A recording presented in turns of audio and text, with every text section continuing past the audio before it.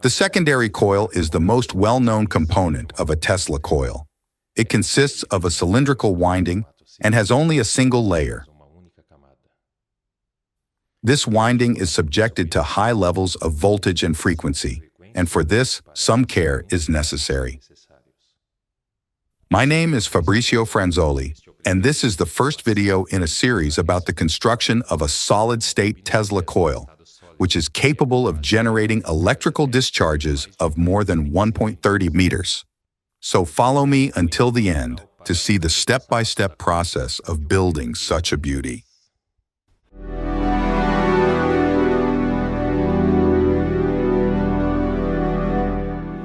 The first step is to acquire an appropriate structure for the winding. A PVC tube is an excellent alternative.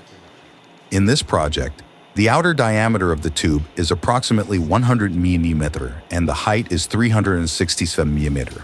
It is essential that the structure is free of imperfections and the surfaces are clean. The internal surface is the first to be cleaned using a paper towel and isopropyl alcohol. The second step is to install the caps on the PVC pipe, applying cyanoacrylate superglue.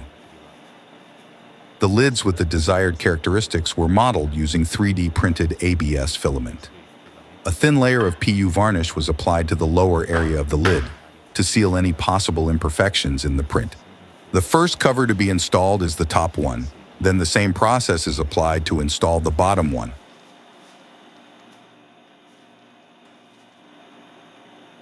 The third step is to install the winding terminals. At the top, we have a 3D printed support and a circular printed circuit board. In the center of the support, a threaded bar is fixed and connects the top load to the secondary coil. The lower terminal of the spacer is welded to the central point of the circular plate. The circular plate aims to protect the coil against electrical discharges inside, as it forms a flat conductive mesh connected to the top of the winding. Instead of using a solid mesh, a specific routing pattern was assigned to it to mitigate induction losses. The top terminal is ready to be installed. The set is fixed using 4 nylon screws.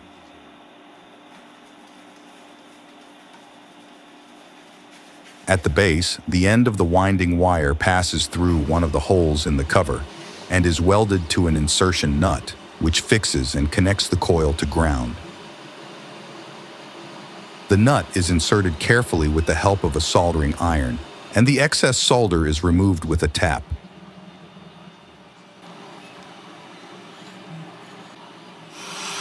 The fourth step is to prepare the assembly for winding. The set is coupled to a structure that has a motor with reduction box, using custom-designed 3D printed supports. It is important that it is balanced. The rotation speed is controlled via an adjustable source. Then, cleaning with paper towel and isopropyl alcohol is carried out on the external surface of the tube. Once everything is clean, a 5 mm piece of tape is applied to each end of the tube. The function of this tape is to hold the beginning and end of the winding, in addition to serving as a form to fill an area that will not be occupied by the winding. The fifth step is to perform the winding. A small amount of glue is added to the region that will be occupied by the first coil, as a method of ensuring fixation and preventing the coils from moving. Carefully, the first turn is deposited, and it is now possible to activate the motor to carry out the winding. This is not an automated process. I guide the thread manually. With one hand, I press the thread gently with the help of my nails. The other is a means of tensioning the thread, using a towel to clean it to reduce friction. Furthermore, the speed control is handled with the same hand that presses the wire. It requires some practice, especially when you don't control the speed using a pedal. The winding is made of enameled copper wire, polyurethane insulation. The wire gauge is 31 AWG, and its total diameter is approximately 260 mm. Subtracting the area occupied by the tape, the winding is 300 mm long, which totals approximately 1,370 turns and approximately 438 meters of wire. After a few minutes, the winding is ready. The last turn is fixed as well as the first, and then the end of the wire is fixed by the end tape. Next, the tip of the winding must be soldered to one of the points on the circular plate. Within 5 minutes, the pieces of tape can be removed and the winding is ready for the next step.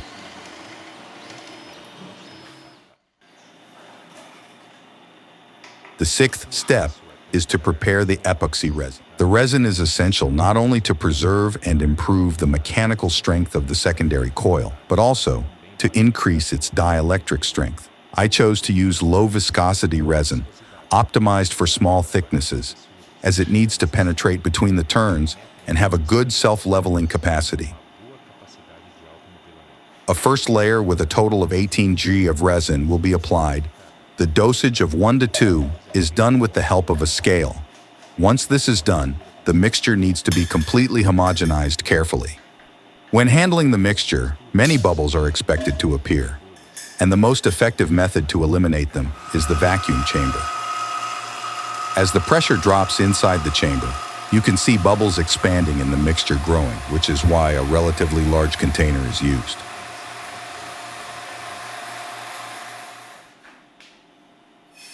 When we return to atmospheric pressure, it just seems like magic, and all the visible bubbles disappear. The seventh step is to apply epoxy resin to the winding. It is important to be in a dry environment with a temperature of around 25 degrees Celsius. With paper towel and isopropyl alcohol, the winding surface is cleaned and prepared for the application of epoxy resin. The engine is started and remains at a constant speed, while resin is applied with the help of a plastic spatula. The purpose of the first layer of resin is to penetrate between the turns and seal them for the reinforcing and finishing layer. Everyone's instinct is to shape the resin until it's perfect, but the long time it takes to manipulate the mixture is more likely to be a problem. Therefore, it is not necessary to make the trowel lines disappear completely. They tend to disappear after self-leveling.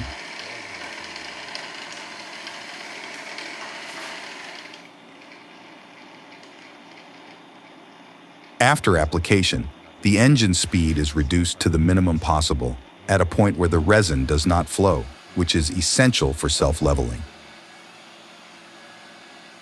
It is normal for some bubbles to appear again due to handling. Most of them will come out while the resin is liquid, but they can also be removed with a heat gun. Be very careful when using a heat gun, as the resin cures faster at higher temperatures. Overheating certain areas changes the viscosity at specific points and impairs self-leveling, which can result in marks during curing and even permanent blisters. After a few minutes, it is possible to observe that the resin level has dropped in certain areas. This means that a large part has penetrated the winding, which will continue to rotate at a constant speed until curing. In a few hours, a new layer will be applied.